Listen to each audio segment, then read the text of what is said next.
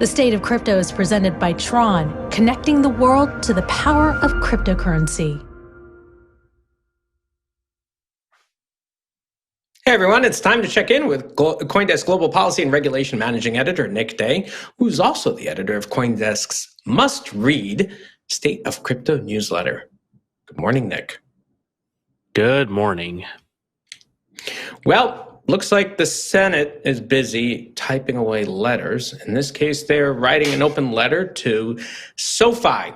Those are the guys who keep sending me snail mail, asking me to refinance student loans I don't think I have anymore. Anyway, they're asking the questions about them, and several bank regulators are asking to review SoFi's crypto offerings. Okay, what's going on here?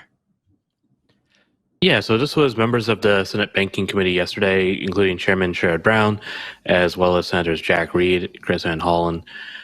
Basically, they sent a series of open letters to not just SoFi, but also to federal bank regulators. So Vice Chair for Supervision at the Federal Reserve, Michael Barr, Acting Control of the Currency, Michael Hsu, and Acting FDIC Chair, Martin Gruenberg, basically saying they have concerns about SoFi's digital asset offerings and asking questions to the company about, whether they're able to offer securities, whether they offer any securities as defined by the SEC, presumably, whether or not they're, committing to a pledge they made acquiring a bank earlier this year to not expand, quote, impermissible activities tied to digital assets, and trying to square the fact that SoFi is expanding, or apparently is expanding, its digital asset activities, and also asking about why it's listing Dogecoin, which a blog post on the SoFi website calls a classic example of a pump and dump.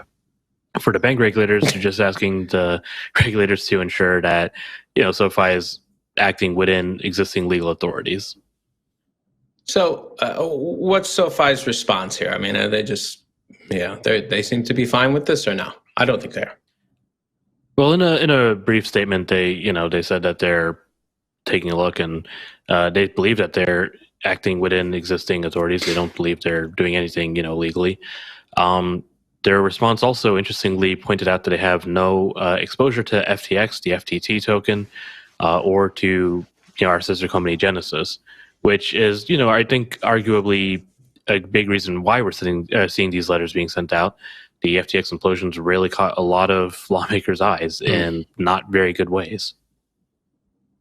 Nick, what else is on your radar? FTX in court, and how does the Bahamas feel about that? Yeah, so today we're going to, in about an hour and a half or so, hour, 20 minutes or so, we're going to get the first hearing in the Delaware Bankruptcy Court for FTX. We're going to hear from lawyers both about the motion to move the Bahamas entity from a Chapter 15 bankruptcy in New York to the Chapter 11 bankruptcies in Delaware. We're also going to have the actual first day hearing, so we might get a little bit more clarity as to just what exactly is going on, what the current situation at FTX is.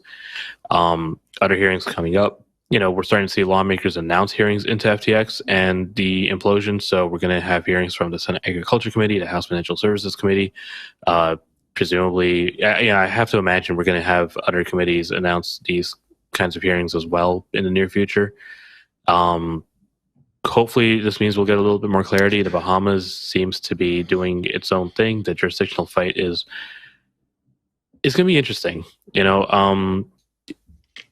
I don't know how that's going to shake out yet. I suspect that the Bahamas is probably not going to want to face off against the U.S. for too long if the governments get involved, but we'll see how it goes out.